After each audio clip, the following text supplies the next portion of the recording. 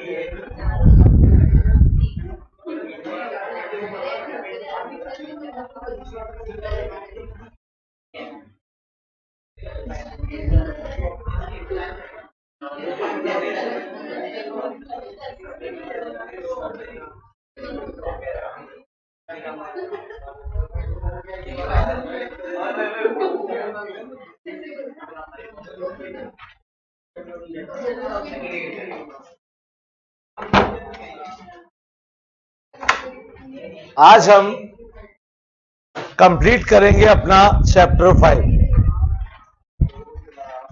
अब मेरी बात ध्यान से सुनेंगे बेटा आप लोग।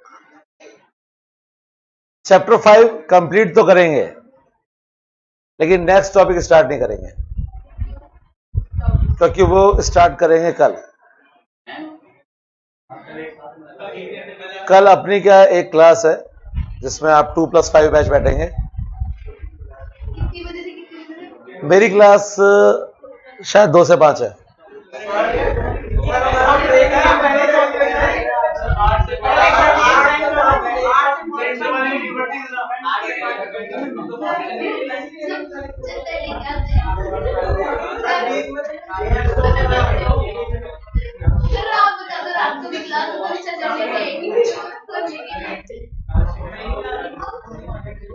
मैं इतना सा जानता हूं कि अभी तक कितने संडे आपको यहां पे आना पड़ा?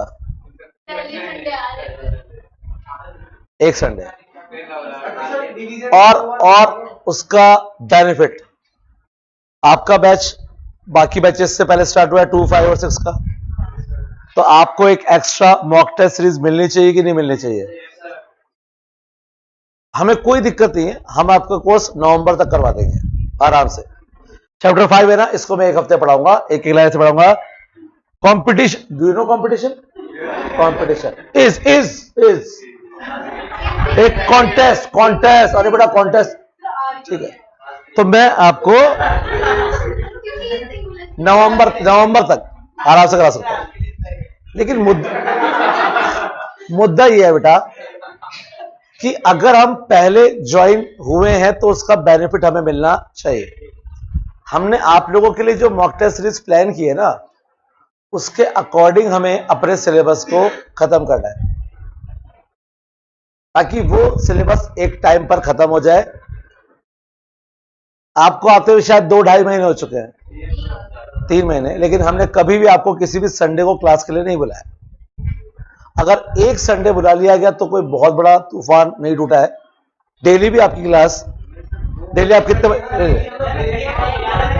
ब्रेक तो बेटा ऐसा है कि ब्रेक तो होगा। मैं अगर 3 घंटे क्लास लूंगा तो 3 घंटे कंटिन्यू क्लास ले लूंगा बेटा। मैं आपको हर 1 घंटे के बाद 10-15 मिनट का ब्रेक दूंगा। 3 घंटे कंटिन्यू तो नहीं पढ़ाऊंगा बेटा आपको। लेकिन कल एक टारगेट अपन लेके चलेंगे कि एक चैप्टर पर वो कल कंप्लीट करना है। और मैं ये सोचता हूं कि अपन चैप्टर 2 जो है वो कल कंप्लीट करें। बेटा देखो 1 में ना कुछ भी नहीं है, 1 वैसे भी 1-1.5 घंटे में खत्म हो जाएगा बेटा। तो क्लास में अगर मंडे को भी अपन कराएंगे ना, तो मंडे और ट्यूसडे 2 दिन में हो जाएगा बेटा वो। और तब तक अपना चैप्टर 6 वाला काम शुरू कर दिया गया आप लोगों ने? बेटा ज्यादा टाइम नहीं बचा आपके पास, तो उसको आप जहां सदा बुधवार तक मान के चलो कि वेडनेसडे को इको की लास्ट क्लास है। वेडनेसडे आपका इको का सिलेबस कंप्लीट है। 3 अपन कर चुके हैं, 4 अपन कर चुके हैं, 5 अपना आज हो जाएगा। इसको आज अपन कंप्लीट कर देंगे। 6 बेटा अपने डाउट पूछ रहे हैं बेटा आपने। 6 मैंने कहा था कि आपको वर्ड और मीनिंग सामने लिखा हुआ है ना भाई, वर्ड लिखा है मीनिंग लिखा है, पढ़ोगे तो आप ही। हाँ 25 30 35 वर्ड ऐसे होंगे जिसके मीनिंग आपको समझ में नहीं आएंगे, तो वो आपको हम क्लास में आप पूछ लेना कि सर इस वर्ड का मीनिंग समझ में नहीं आया। तो अगर सबने अपने 5 डाउट भी पूछे तो बेटा हो जाएंगे बेटा आराम से, 70 80 तो हो ही जाएंगे, 100 के आसपास हो जाएंगे।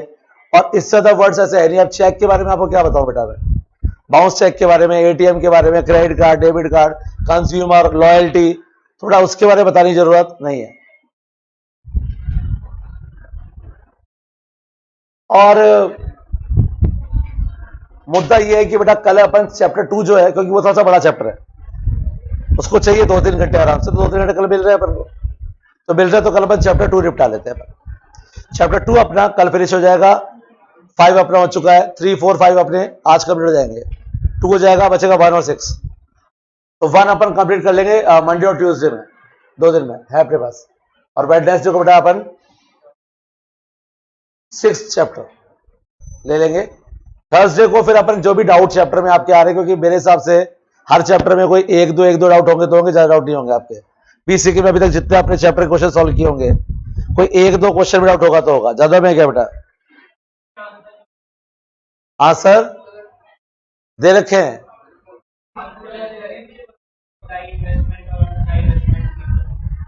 सही करा देंगे बेटा उसको, कोई दिक्कत नहीं है, नो प्रॉब्लम।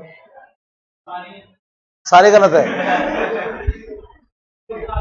मतलब 50-60 क्वेश्चन है, सारे गलत है।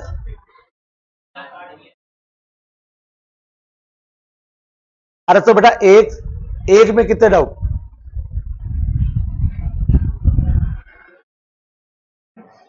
एक में अगर 15 भी हैं 20 भी हैं, 6 चैप्टर तो है, 120 क्वेश्चन, तो एक दिन अपन डाउट क्लास रख लेंगे, डाउट क्लियर कर लेना बेटा।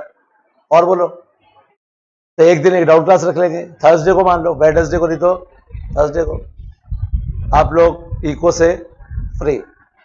चले बेटा,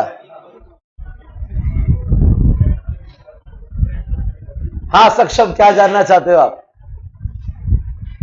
रेमिटेंसीज जो होती हैं बेटा वो होती हैं फ्री गिफ्ट होते हैं बेटा।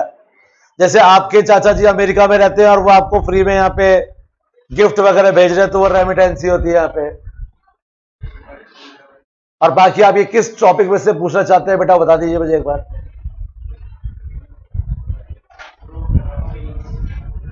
वहां पे है नहीं है, चलिए तो आज का टारगेट है एक तो सीसीआई, एक आईआरडीआई और एक नाबार्ड, जल्दी से खत्म कर देंगे मुश्किल से।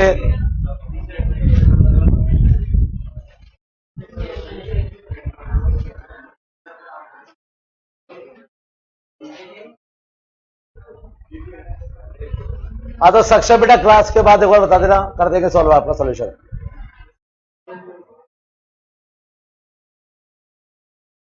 बेटा कि जैसा कि आप जानते हैं कि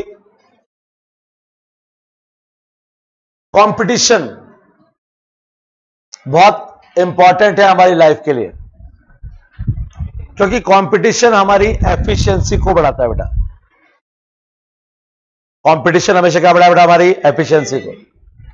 अब ये 2 बच्चे अगर आपस में कंपटीशन कर ले कि नंबर 1 कौन आएगा, तो दोनों अपनी जी जान लगाएंगे, और जी जान लगाएंगे तो भाई साहब अपनी एफिशिएंसी बढ़ाएंगे तो नंबर भी ज्यादा लाएंगे। लेकिन कंपटीशन फेयर होना चाहिए, मिल्खा सिंह मूवी की तरह नहीं कि रेस होने वाली थी उससे पहले उसके वो हॉकी मार देते हैं, पैर तोड़ देते हैं, वैसा नहीं। हाँ असली में तो कंपटीशन फेयर होना चाहिए बेटा। चोट लगने के बाद भी दौड़े थे वो, हालांकि चोट उतनी नहीं थी जितनी फिल्म में दिखाई गई थी, लेकिन चोट थी। अब फिल्म तो फिल्म होती है ना बेटा, हीरो मतलब हीरो, जो कोई ना कर सके वो कौन कर सकता है। एक गोली लगी हुई है, गिर गया फिर उठा, दूसरी लग गई फिर गिर गया फिर उठा, फिर 6-7 लग गई फिर उठा, फिर सबको मार के, हाँ गुड। तो यहां पर बेटा कंपटीशन होना चाहिए, और कंपटीशन हर जगह पर होता है, लेकिन कंपटीशन 2 तरीके से होता है बेटा। एक होता है डायरेक्ट कंपटीशन और एक होता है इनडायरेक्ट कंपटीशन। तो डायरेक्ट कंपटीशन उन प्रोडक्ट में होता है या उन कंपनीज में होती है जो सेम प्रोडक्ट बेचते हैं। जैसे कि कोका कोला का सीधा कंपटीशन है पेप्सी से, मैकडोनल्ड्स का है बर्गर किंग से, पिज्जा हट का है डोमिनोज से। तो ये कौन सा कॉन्सेप्ट है बेटा? डायरेक्ट, दोनों सेम ही प्रोडक्ट बेच रहे हैं बेटा। और इनडायरेक्ट कंपटीशन होता है जहां पर जो प्रोडक्ट होते हैं वो प्रोडक्ट सेम नहीं होते हैं लेकिन क्लोज सब्स्टिट्यूट होते हैं। जैसे कि एक फाइन डाइनिंग रेस्टोरेंट है, डाइनिंग रेस्टोरेंट जहां पे लोग बैठ के खाते हैं, उसका कंपटीशन अदर लोकल रेस्टोरेंट से तो है ही है, लेकिन साथ ही उसका कंपटीशन नियर बाय सुपरमार्केट से भी है, जिससे मिलता है ready to eat meals such as frozen parathas, eat and serve dishes. आजकल सब्जियों के पैकेट मिलते हैं, लाके गर्म पानी में रखो, बस पैकेट को एज इट इज गर्म पानी में रखना है, 15 मिनट 20 मिनट उसको उबालना है और निकाल लो, अंदर काटो, सब्जी तैयार है, खाओ आराम से। खोया पनीर, मलाई कोफ्ता, शाही पनीर, रेडी टू ईट। तो ये कंपटीशन डायरेक्ट तो नहीं हुआ लेकिन इनडायरेक्ट तो हो गया ना बेटा। ये लोग डायरेक्ट कंपटीशन नहीं कर रहे लेकिन इनडायरेक्ट कंपटीशन कर रहे हैं। Ready to eat frozen paratha, frozen paratha होता है, लाओ सिर्फ उसको एक बार सेको, माइक्रोवेव में रखो और पराठा तैयार। तो ये इनका डायरेक्ट कंपटीशन तो नहीं है रेस्टोरेंट का, लेकिन इनडायरेक्ट कंपटीशन है, क्योंकि खाना ये भी खिला रहे हैं और खाना ये भी खिला रहे हैं। तो कंपटीशन कितने होते हैं बेटा? 2। पहला कौन सा बेटा? और दूसरा? गुड। कंपटीशन क्यों होना चाहिए? फेयर कंपटीशन के क्या फायदे हैं? पहला फायदा, इससे बढ़ता है इनोवेशन, बढ़ती है efficiency. Punish the laggards, laggards होते हैं वो लोग जो फेयर कंपटीशन नहीं होने देते। तो जो फेयर कंपटीशन नहीं होने देते उन्हें क्या बोलते हैं हम? लैगर्ड्स। और ऐसे लोगों को क्या करना चाहिए? हमें पनिश करना चाहिए ऐसे लोगों को। चॉइस इंप्रूवमेंट बढ़ता है, क्वालिटी बढ़ती है, कॉस्ट रिड्यूस हो जाती है और कंज्यूमर को मिलती है एक्सेप्टेबल क्वालिटी अफोर्डेबल प्राइस पर। यह है कंज्यूमर के लिए फायदा। तो बेटा कंपटीशन के फायदे ही फायदे हैं। सही, आपके लिए पहला क्वेश्चन आ गया है। कंपटीशन एक्ट आया था 2002 में, अमेंडमेंट हुआ था 2007 में। ये इस टॉपिक में से आपका पहला क्वेश्चन क्लियर है बेटा? कब आया था कंपटीशन एक्ट और इसका अमेंडमेंट कब हुआ था? 2007। कंपटीशन एक्ट को इसलिए बनाया गया था to prevent practice having an appreciable adverse effect on competition, कि जो लोग फेयर कंपटीशन में प्रॉब्लम क्रिएट कर रहे हैं या एडवर्स इफेक्ट डाल रहे हैं उनके अगेंस्ट एक्शन लिया जाएगा। प्रमोट करना है हमें कंपटीशन को, to protect the interest of consumers, freedom of trade. और यहां से बना आपके लिए एक इंपॉर्टेंट क्वेश्चन, कंपटीशन एक्ट ने किसको रिप्लेस किया था? ये तो अपन कल ही पढ़ चुके थे। तो कंपटीशन एक्ट ने रिप्लेस किया था एमआरटीपी एक्ट को, जो आया था 1969 में। और कंपटीशन एक्ट 2002 से एस्टेब्लिशमेंट हुआ था सीसीआई का। सीसीआई मतलब competition commission of India, competition commission of India. अब यहां से बना आपका next question, CCI was established by the central government on 14th October 2003, 2003। अब यहां पर आपको बता दिया जाए, CCI में एक चेयरपर्सन होता है और 6 अदर मेंबर्स होते हैं अपॉइंटेड बाय सेंट्रल गवर्नमेंट, यानी कि टोटल मिला के कितने मेंबर्स हो गए? 7। इंपॉर्टेंट क्वेश्चन है, मार्क कर लेना बेटा। चेयरमैन कितना होता है बेटा? 1 और 6 अदर मेंबर, टोटल कितने लोगों की कमेटी है? 7। तो सीसीआई में कितने मेंबर है बेटा? 7। चेयरपर्सन कितना है? 1। अदर मेंबर कितने हैं? 6। तो इसका बोर्ड याद रखिएगा बेटा। रही बात इसके काम की, तो इसका काम वही है जो हम पहले डिस्कस कर चुके हैं, to prevent practice having adverse effect on competition, promote sustain competition, protect the interest of consumer. तो ये पहले पढ़ चुके हैं आप दोबारा पढ़ने की जरूरत नहीं है। इसके बाद आता है बेटा अपना IRDAI।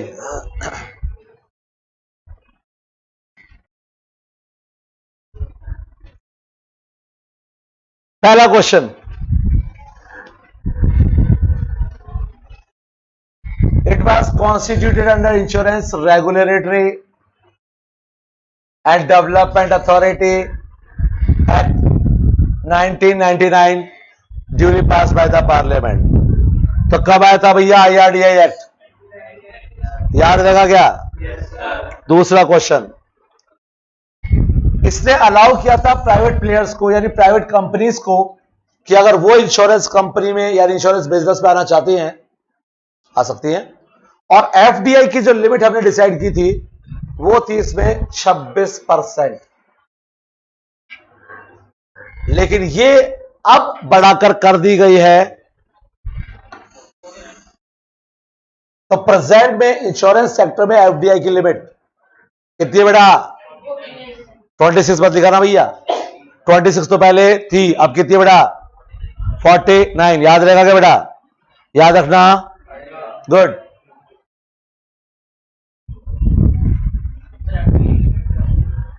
बेटा कितना फॉरेन डायरेक्ट इन्वेस्टमेंट आप ले सकते हैं बेटा अपनी कंपनी में? अगर विदेश की कोई कंपनी, फॉरेन कंपनी आपकी कंपनी में इन्वेस्ट करना चाहती है तो आप 49% तक इन्वेस्ट कर सकते हैं। आपकी जो कंपनी है उसकी टोटल वर्थ अगर 100 करोड़ है तो आप 49 करोड़ तक का इन्वेस्टमेंट उनसे ले सकते हैं, यानी आधा मालिकाना हक आप उसको दे सकते हो। ये FDI लिमिट है बेटा। कितना परसेंट? 49। 51 होता तो MD हो जाएगा बेटा वो। 51 नहीं, सिर्फ कितना? 49।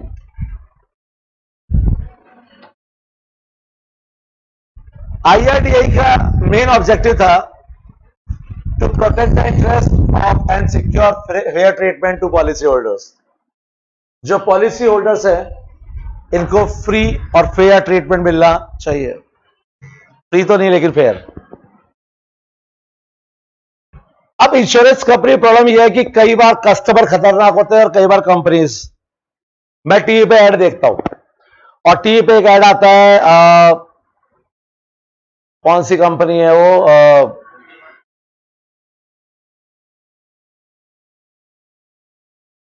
इंश्योरेंस बाजार ऐसा कुछ नाम से है, पॉलिसी बाजार। पॉलिसी बाजार.com पर एक बच्चा आता है और कहता है 500 रुपए महीने से इंश्योरेंस चालू हो रहा है, ले ले। बच्चा बताएगा हमें इंश्योरेंस के बारे में। आप लोग सब समझदार लोग हैं, एक बात अच्छी तरह याद रखना, अगर लाइफ में कभी इंश्योरेंस लेना हो तो प्रीमियम देख के इंश्योरेंस मत लेना। जैसा कि उस एड में दिखाया जाता है कि आप प्रीमियम कंपेयर कर लो, कम प्रीमियम वाला इंश्योरेंस ले लो, ये गलती भूल के मत करना बेटा। आपको इंश्योरेंस लेते टाइम उसका प्रीमियम नहीं देखना है, आपको उस कंपनी का केस सेटलमेंट रेशो देखना है। केस सेटलमेंट रेशो का मतलब अगर उसके पास केस जाते हैं तो उसमें से कितने पास होते हैं क्लेम। कि जैसे मान लो 100 आदमी क्लेम करते हैं तो इनमें से कितनों को पैसा दे देते हैं लोग। तो ये जो 500 रुपए है ना, इनका आप केस सेटलमेंट रेशो देखोगे ना तो इनका क्लेम सेटलमेंट रेशो मिलेगा आपको 20%, 30%। यानी अगर 100 लोग पैसा मांगते हैं ना, 30 को पैसे देते हैं, बाकी में कोई ना कोई TNC लगा देते हैं। जैसे होती ना OMG, oh my God, act of God. आपकी दुकान किससे गिराई?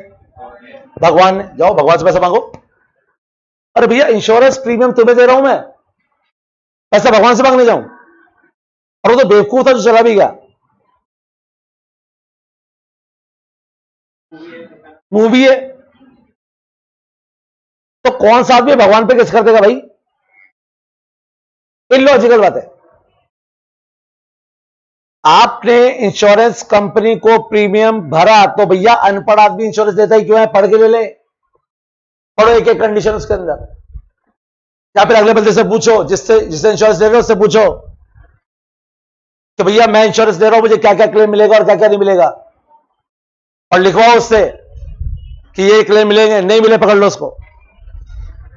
वो नहीं कि हाँ 500 रुपये महीने का इंश्योरेंस हो रहा है करवा लो, तो 500 रुपये आप चूल्हे में डाल रहे हो, उसका मिलने वाला कुछ भी नहीं है। जब आपकी फैमिली को उस पैसे की जरूरत पड़ेगी तो वो आपको पैसे मिलने वाले नहीं है। तो ये देखना IRDAI का काम है कि कंज्यूमर के साथ कहीं गलत बिहेवियर तो नहीं हो रहा। लेकिन कंज्यूमर कौन से कम है? कंज्यूमर उससे ज्यादा खतरनाक है बेटा। कंज्यूमर इंश्योरेंस कंपनीज को कितना चूना लगाते हैं ना बेटा, आपको पता भी नहीं है। मेडिक्लेम ले रखा है, 15-20 हजार रुपया महीने साल का दे दिया, 5 लाख का मेडिक्लेम मिल गया। डॉक्टर अपना दोस्त ही है, उसका हॉस्पिटल है, बस हो गया काम। सीधा गया, 10 दिन के लिए भर्ती हो गया, और भर्ती भी काहे को हुआ, कौन चेक करने आ रहा है? और 10 दिन बाद वहां पे शो कर दिया कि मैं 10 दिन बीमार था, मेरा ये टेस्ट हुआ, ये ट्रीटमेंट हुआ, 2.5 लाख रुपए लग गए। 2.5 लाख का क्लेम लिया, दोनों भाइयों ने 1.25 लाख रुपए बांटा, तो 20,000 के 1.25 लाख, 1.5 लाख, 2.5 लाख, बुरे बात। हाँ,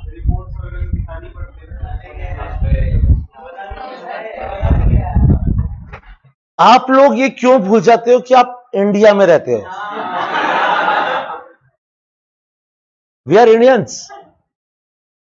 आप बोलो आपकी कौन सी रिपोर्ट बनवानी है कि साहब ये रिपोर्ट बनवानी है, आप बोलो, बनवा देंगे। कौन से रहते हो?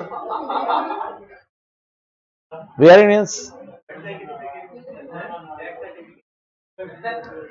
जिंदा लोगों के डेथ सर्टिफिकेट बन जाते हैं यहां पे, उसको मरा हुआ प्रूव कर देते हैं।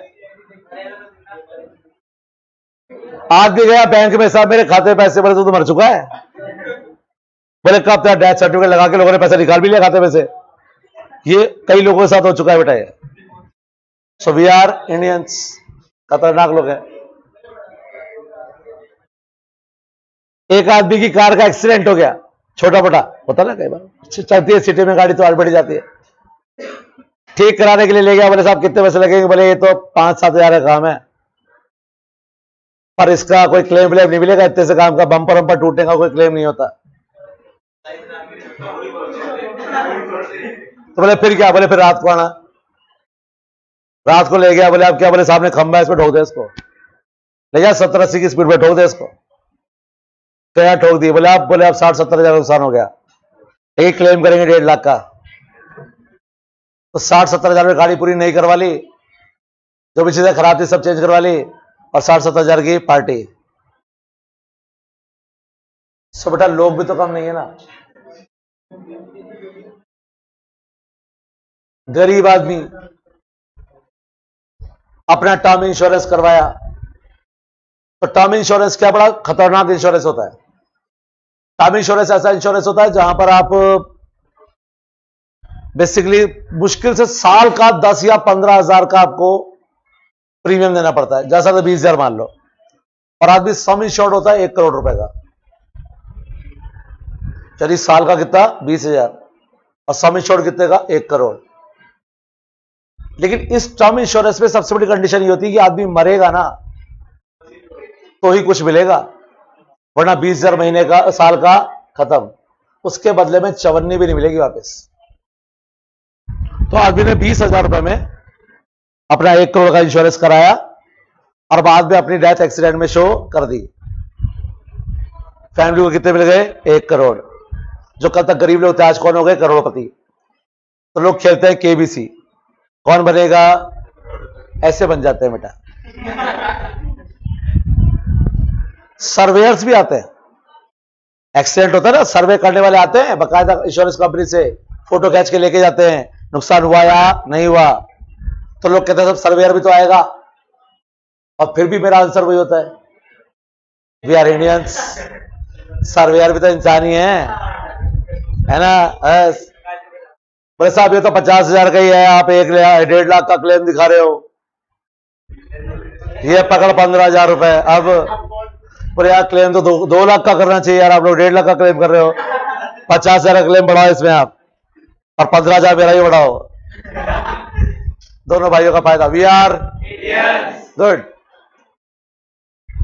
Speedy orderly growth insurance industry की होनी चाहिए, बेनिफिट मिलना चाहिए कॉमन मैन को।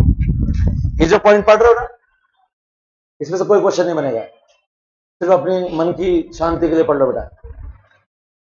To set, promote, monitor, enforce high standard of integrity, financial soundness, fair dealing, speedy settlement of genuine claims, fairness, transparency, ऐसा कुछ होता ही नहीं है। यहां से एक क्वेश्चन आपके लिए आ रहा है और कई बार आ चुका है, ध्यान से।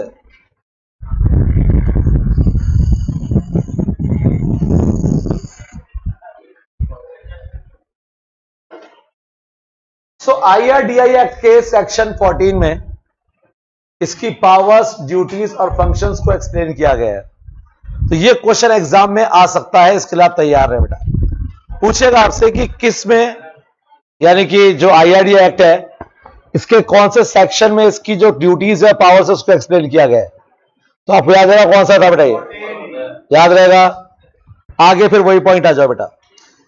IRDAI का काम क्या है? IRDAI का काम है, इसमें से 5-6 पॉइंट जो स्टार्टिंग के और टिक कर लें, उतने पढ़ना, बाकी मत पढ़ना। पहला पॉइंट टिक कर लीजिए, इसमें इसका काम है कि जो न्यू कंपनीज आना चाहती हैं उनको रजिस्ट्रेशन देती है, रजिस्ट्रेशन को रिन्यू करती है, मॉडिफाई करती है, विड्रॉ भी कर सकती है, सस्पेंड और कैंसिल भी कर सकती है। इसके बाद protection of the interest of the policy holders, ये जो पॉलिसी होल्डर हैं उनको सही ट्रीटमेंट मिलना चाहिए। क्वालिफिकेशन क्या होंगी? जो इंश्योरेंस इंटरमीडिएट्स होते हैं और एजेंट्स होते हैं। इसके बाद उनके लिए कोड ऑफ कंडक्ट क्या होंगे? जो सर्वेयर्स हैं, यानी उनको किन रूल्स के अकॉर्डिंग काम करना होगा। लॉस एक्सेसर जो है, जो एक्सेस करे जाते हैं, बताते हैं कि लॉस कितने का हुआ, इनके लिए भी रूल्स हैं, लेकिन फिर भी है तो इंसान बेटा। क्या बेटा? पैसा आता किसको बुरा लगता है? अगर आप सर्वेयर होते और आपको कंपनी से सैलरी मिल रही है और आप वहां पे गए, उसने कहा 50,000 दूंगा, सर्वे की रिपोर्ट में 2 करोड़ को 2.5 करोड़ कर दे, तो आप क्या बोलते हैं? कम से कम 5 लाख तो दे। देखा, 2.5 करोड़ करने को राजी है वो, खाली अपना अमाउंट बोलने से। अच्छा है तो 50 करोड़ बढ़वा रहा है तो कम से कम 50 लाख बढ़वा रहा है तो कम से कम 1-2 लाख तो बनता ही है ना। और 5 लाख दे दे तो और बढ़िया, 10 दे दे तो बहुत बढ़िया, तो 2.5 को 2 60 भी कर दूंगा। जयपुर में एक बिल्डिंग थी, जो बिल्डिंग पहले से बनी हुई थी,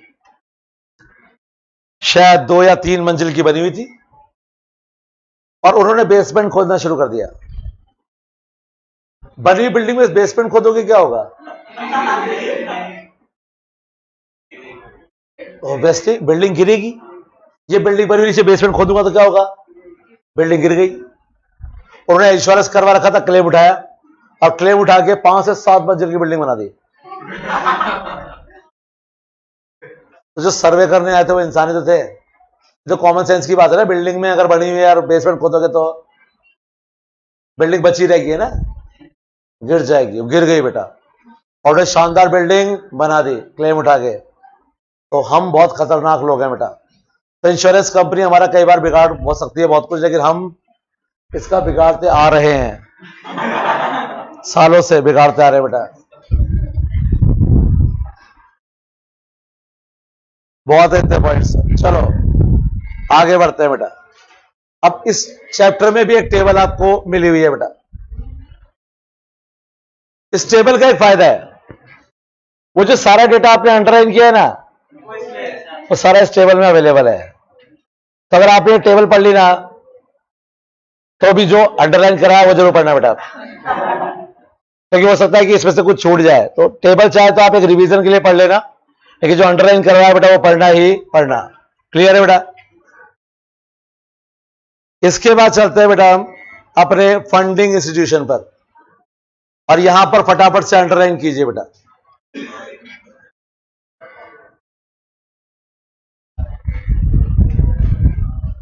चलिए हम बात करते हैं in India the genesis of development banking में be traced to the setting up of the industrial finance corporation of India IFCI in 1948। ये बना आपके लिए क्वेश्चन कि IFCI इंडिया में कब डेवलप किया गया था? 1948। उसके बाद हमने डेवलप किया industrial credit and investment corporation of India. याद आएगा बेटा? कब डेवलप किया था? 1955। 1950। और दूसरा था industrial development bank of India IDBI। और ये बाद वाले दोनों यानी कि ICICI और IDBI, ये दोनों जो बैंक थे ये कमर्शियल बैंक में कन्वर्ट हो चुके हैं, जैसे कि मैंने आपको बताया था बेटा। किस में कन्वर्ट होगा बेटा? ये कमर्शियल बैंक। तो अब ये कमर्शियल बैंक बन चुके हैं। क्लियर है क्या बेटा? इसके बाद आ जाइए नाबार्ड पर, हमारा आखिरी टॉपिक। नाबार्ड का पूरा नाम national bank for agriculture and rural development. Year लिख लीजिए, लिखा हुआ नहीं है यहाँ पे। 1982 ईयर लिखा हुआ नहीं है, लिख लो बेटा 1982। क्लियर है बेटा? नाबार्ड जो है ना बेटा वो एक रीफाइनेंसिंग इंस्टीट्यूशन है। रीफाइनेंसिंग जानते हो बेटा आप लोग? नाबार्ड जैसे कि नाम से पता चल रहा है कि एग्रीकल्चर को लोन देने के लिए बनाया गया था। रीफाइनेंसिंग का मतलब है कि ये RBI से पैसा लेता है और किसानों को नहीं बेटा, ये RBI से पैसा लेता है और फाइनेंस करता है उनको जो फाइनेंस करते हैं किसानों को, जैसे कि regional rural banks, development banks, commercial banks या फिर कोऑपरेटिव सोसाइटीज। यानी ये मीडिएटर है, RBI से पैसा लेना और कोऑपरेटिव सोसाइटी और रीजनल रूरल बैंक्स को पैसा देना, और बाद में उनको ये कहना कि अब ये पैसा किसको दो? किसानों को। तो ये मीडिएटर है बेटा, डायरेक्ट फाइनेंस नहीं करता, लेकिन ये उनको पैसा देता है जो आगे पैसा देने वाले हैं, इसलिए फाइनेंसिंग नहीं, रीफाइनेंसिंग इंस्टीट्यूशन है। और बेटा ये रीफाइनेंसिंग, और ये रीफाइनेंस देता किसको है बेटा? आइए अंडरलाइन कीजिए। तो ये जो रीफाइनेंसिंग होती है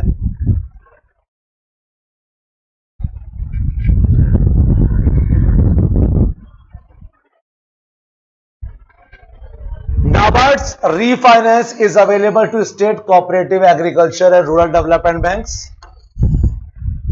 state cooperative banks, regional rural banks, commercial bank and other financial institution approved by RBI। अब यहां पर बनेगा आपके लिए बहुत इंपॉर्टेंट क्वेश्चन, और वो है नाबार्ड का SHG bank linkage programme. SHG bank linkage programme बनाया गया बेटा, जो एनकरेज करता है इंडिया के बैंक्स को कि वो सेल्फ हेल्प ग्रुप डेवलप करे बेटा। गांव में जो पुअर वुमेन होती है ना, वो मिलकर एक ग्रुप बना लेती है जो खुद अपने लिए फाइनेंस जुटाती हैं, और थोड़ी बहुत हेल्प उनको कौन करता है? नाबार्ड।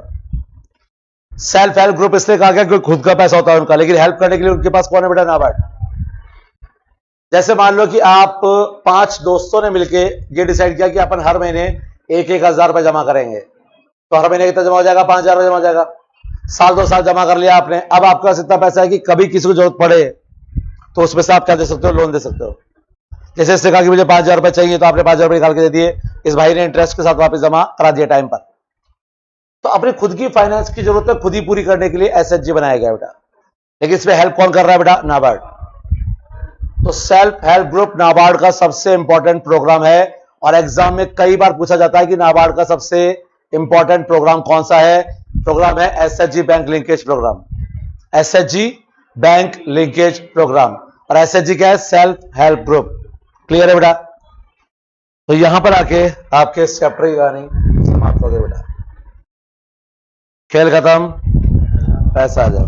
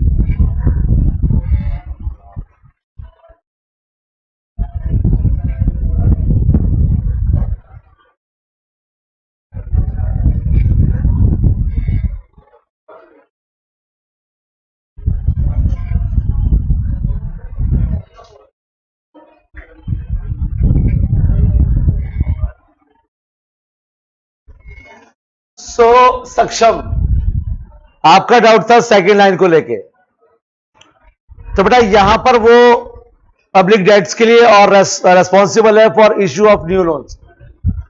तो जो गिल्ट एज मार्केट है, मतलब जब मार्केट बिल्कुल डाउन है, सारी इकोनॉमिक एक्टिविटीज डाउन लेवल पे जा चुकी है, तो उस टाइम पर लोन प्रोवाइड करने का काम इन्हीं का ही बेटा। तो बी पॉइंट ये कह रहा है बेटा आपकी। और बोलिए,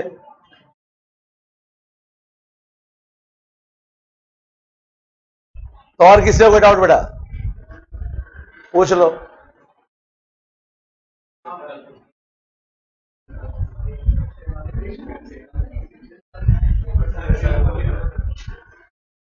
सेनापति,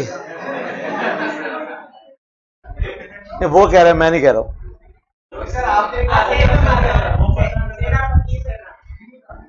बताओ।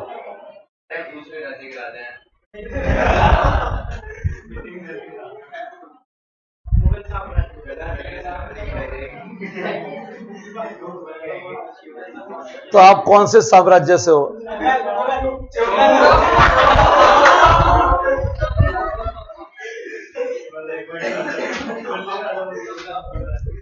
तो फाइनली अपने 3 चैप्टर कंप्लीट हो चुके हैं और 1 चैप्टर कल कंप्लीट हो जा रहा है, यानी बीसी के अपने लास्ट दौर पे पहुंच गई है। इसलिए अब चैप्टर 2 हम कल ही स्टार्ट करेंगे बेटा, ठीक है? Any confusion, any doubt? मजे करो बेटा, पूछो बेटा।